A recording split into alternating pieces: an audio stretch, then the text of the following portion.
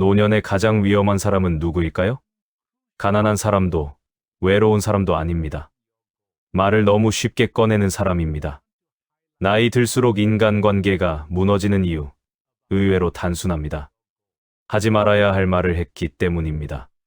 처음엔 그냥 믿고 털어놓았습니다. 그런데 어느 날, 내 속마음이 남의 입에서 돌아다니고 있었습니다. 김영석 교수는 오래 살수록 깨달았다고 합니다. 노후의 품격은 무슨 말을 하느냐보다 어떤 말을 끝까지 하지 않느냐에서 나온다고. 친해서 말했는데 상처로 돌아왔던 경험 한 번쯤 있으시죠? 오늘 이야기는 바로 그 이야기입니다. 노년의 입이 가벼워지면 사람도, 관계도, 품격도 함께 가벼워집니다. 왜 어떤 노인은 갈수록 존중받고 어떤 노인은 점점 사람들이 피할까요? 답은 의외로 대화 습관에 있습니다. 절대 제대로 답하지 마세요. 특히 마지막 질문은 노후 인간관계를 완전히 무너뜨릴 수도 있습니다. 백세 철학자가 끝내 배운 가장 어려운 지혜. 모든 질문에 솔직할 필요는 없다. 나이 들수록 필요한 건 더 많은 말이 아니라 말을 멈출 줄 아는 힘입니다. 재산 이야기, 자식 이야기, 속마음 이야기. 사람은 가장 가까운 관계에서 가장 깊게 다칩니다. 살다 보면 깨닫게 됩니다. 사람은 입으로 관계를 만들고 또 입으로 관계를 잃는다는 걸. 오늘 알려드리는 4가지 질문은 웃으며 넘길수록 당신의 노후 품격을 지켜줍니다. 김영석 교수가 100년 가까이 살며 배운 노후의 비밀. 조용한 사람이 결국 오래 존중받는다. 끝까지 들으시면 알게 됩니다. 왜 현명한 사람일수록 자기 이야기를 쉽게 하지 않는지. 일부 왜 나이 들수록 말을 줄여야 하는가. 생각해 보세요. 젊었을 때는 말이 힘이었어요. 내 의견을 당당하게 내세우고 내가 경험한 걸 자신 있게 이야기하고 그게 사람들 사이에서 존재감을 만들어줬어요. 근데 나이가 들면 달라져요. 같은 말이 다르게 들려요. 젊었을 때 내가 해봐서 아는 데는 자신감이었는데 나이 들어서 똑같이 말하면 꼰대가 돼요. 왜 그럴까요? 세상이 변했기 때문이에요. 내가 아는 방식이 더 이상 정답이 아닌 세상이 됐어요. 근데 우리는 여전히 예전 방식으로 말하고 있는 거예요. 그리고 또 하나. 나이 들면 주변 사람들이 달라져요. 젊었을 때는 경쟁 관계, 협력 관계, 다양한 관계가 있었는데 노년에는 좁아져요. 좁아진 관계 속에서 말이 많아지면 어떻게 될까요? 한마디가 두마디가 되고 두마디가 소문이 되고 소문이 관계를 흔들어요. 김영석 교수가 이렇게 말씀하셨어요. 노년의 품격은 많이 말하는 데 있지 않습니다. 얼마나 잘 침묵하는가에 있습니다. 침묵이 패배가 아니에요. 침묵이 품격이에요. 그 말의 무게를 오늘 함께 느껴봤으면 해요. 2부 첫 번째 질문, 요즘 어떻게 사세요? 연금은 얼마나 나와요? 모임에 나가면 꼭 이런 이야기 나오죠. 요즘 생활은 어때요? 연금은 좀 나오나요? 재산 정리는 다 하셨어요? 자식들이 좀 도와줘요? 이 질문들 대답하고 싶어요? 아니면 불편해요? 불편하다면 그 느낌이 맞는 거예요. 돈 이야기는 절대 제대로 답하지 마세요. 왜냐고요? 많다고 하면 어떻게 돼요? 그때부터 그 사람 눈빛이 달라져요. 뭔가 부탁이 생기고 뭔가 기대가 생기고 나중엔 그렇게 있으면서 왜 그러냐는 말이 나와요. 적다고 하면요? 그때부터 은근한 무시가 시작돼요. 대우가 달라져요. 모임에서 조금씩 소외되는 느낌이 와요. 숫자는 사람을 비교하게 만들어요. 비교는 반드시 누군가를 위로 올리고 누군가를 아래로 내려요. 그 아래가 내가 될 수 있어요. 그러면 어떻게 대답해야 할까요? 딱 이렇게 해요. 먹고 사는데 지장은 없어요. 덕분에요. 이게 끝이에요. 이 말의 무게를 아세요? 많지도 않고 적지도 않아요. 비교할 수가 없어요. 부러움도 없고 무시도 없어요. 그리고 이 말 뒤에 바로 주제를 바꾸는 거예요. 그런데 오늘 날씨 정말 좋죠? 요즘 산책하는 재미로 사는 것 같아요. 이게 대화의 기술이에요. 방어가 아니에요. 품격이에요. 사실 돈 이야기를 꺼내는 사람들, 나쁜 사람이 아닐 수 있어요. 그냥 친해지고 싶어서, 공감대를 찾고 싶어서, 그럴 수도 있어요. 근데 돈은 공감대가 아니에요. 돈은 비교예요. 그러니까 그 질문이 나왔을 때 상처받지도 마세요. 화내지도 마세요. 그냥 조용히 웃으면서 주제를 옮기는 거예요. 그게 나이 든 사람의 여유예요. 3부 두 번째 질문, 자식은 잘 돼요? 요즘 자주 봐요? 이 질문, 겉으로는 정말 다정해 보여요. 관심 있어서 물어보는 것 같고, 우리 사이니까 물어보는 것 같고. 근데 이 질문도 함정이에요. 자식이 잘 됐으면 잘 됐다고 말하고 싶죠. 뿌듯하니까요. 자랑하고 싶으니까요. 근데 그 이야기가 어디로 가는지 아세요? 아, 거기 다니는구나. 연봉이 어떻게 돼요? 어머, 그 동네에 살아요? 거기 집값이 많이 올랐다던데. 손주는 몇이에요? 거기 학교가 좋다던데. 어느새 내 자식 이야기가 다 풀려 있어요. 그리고 그게 다 어디로 가요? 그 사람 입에서 또 다른 사람 입으로. 아, 누구 자식이 거기 다닌다더라. 누구 집은 거기 산다더라. 자식 이야기는 내 이야기가 아니에요. 자식이 허락하지 않은 이야기를 내가 함부로 퍼뜨리는 거예요. 아무리 자랑스럽고 아무리 기뻐도. 그러면 어떻게 대답해야 하나요? 잘 지내요. 바쁜 것 같더라고요. 요즘 세상이 다들 바쁘잖아요. 이게 다예요. 잘 지낸다로 안심시키고, 바쁘다로 자세한 이야기의 여지를 닫고, 다들 바쁘다로 공감대로 마무리 짓는 거예요. 그리고 자식이 잘 안 되고 있다면요? 그건 더더욱 말하면 안 돼요. 힘들다고 말하면 그게 동정이 되고, 동정은 시간이 지나면 이야깃거리가 돼요. 그 집 자식이 요즘 좀 어렵다더라. 그 말이 돌아올 때 그 자식이 얼마나 상처받겠어요. 부모가 지켜줘야 할 게 바로 이거예요. 자식의 이야기는 자식의 것이에요. 그 이야기를 외부에 내보내지 않는 것. 그게 진짜 자식 사랑이에요. 자랑도 사랑이지만 침묵도 사랑이에요. 4부 세 번째 질문, 몸은 괜찮으세요? 어디 안 아프세요? 이 질문 얼마나 자주 들으세요? 노년의 인사말이 됐잖아요. 안녕하세요처럼. 근데 이 질문에 솔직하게 다 대답하는 분들 있어요. 아이고, 허리가 요즘 너무 아파서요. 무릎이 또 말썽이에요.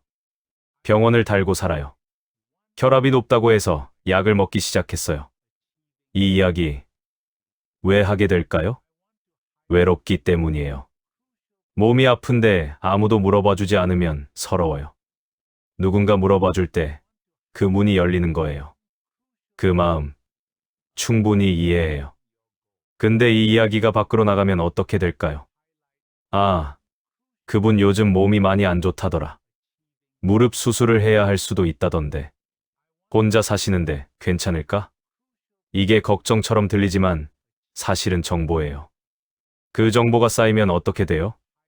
그 사람에 대한 이미지가 아픈 사람이 돼요. 불쌍한 사람이 돼요.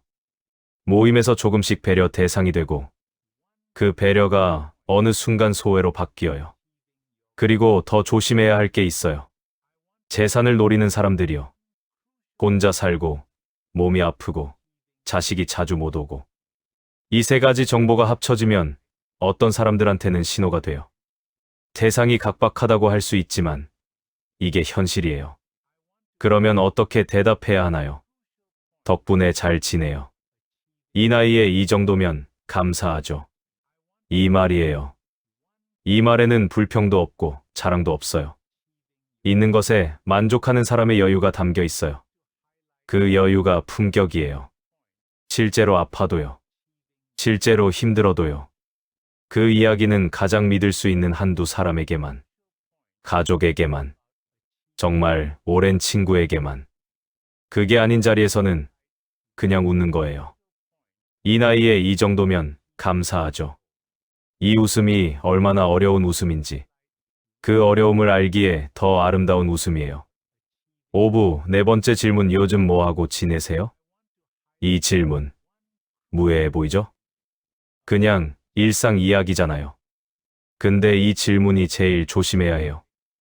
왜냐하면 이 질문에 대답하다 보면 결국 생활 전체가 다 나오게 돼 있거든요. 요즘 뭐하고 지내세요? 아, 저는 요즘 오전엔 동네 산책하고, 오후엔 복지관에서 수업 듣고, 저녁엔 혼자 밥 먹고 TV 보다 자요. 뭐가 나왔어요? 혼자 산다는 것. 저녁, 일과, 집에 혼자 있는 시간. 이 정보가 한꺼번에 다 나온 거예요. 아, 혼자 지내시는구나. 자식들은 자주 와요? 이렇게 이어지면서 이야기가 더 깊이 들어가요. 생활 패턴을 아는 사람이 많아질수록 내 일상이 노출되는 거예요. 그러면 어떻게 대답해야 하나요? 요즘요? 바쁘게 지내요. 이것저것 하다 보면 하루가 금방 가더라고요. 이게 다예요. 바쁘다는 말이 생활 패턴을 숨겨줘요. 이것저것은 구체적인 정보를 주지 않아요. 하루가 금방 간다는 충만함을 보여줘요. 누군가 더 물어보면요? 워낙 이것저것 관심이 많아서요. 이 웃음으로 마무리하는 거예요. 육부말을 아끼면 오히려 존재감이 커진다. 여기까지 들으면 이런 생각이 들 수도 있어요. 그럼 뭘 말하라는 거야? 이렇게 살면 너무 고독하지 않아? 아니에요. 말을 아끼는 사람과 말이 없는 사람은 달라요. 말을 아끼는 사람은 말할 때 귀를 기울이게 만들어요. 이 사람이 말하면 뭔가 있다는 느낌이 생겨요. 그게 존재감이에요. 반대로 말이 많은 사람은요? 처음엔 재미있어요. 이야기꾼 같고. 근데 시간이 지나면 어떻게 돼요? 피하게 돼요. 또 이야기 시작하겠네. 또 한 시간은 들어야겠구나. 그 사람이 나쁜 게 아니에요. 그냥 말이 너무 많은 거예요.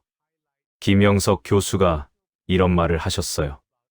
오래 살면서 알게 된 것 중 하나는 사람들이 기억하는 건 당신이 무슨 말을 했느냐가 아니라 당신 곁에 있을 때 어떤 느낌이었냐는 거예요. 어떤 느낌이었냐?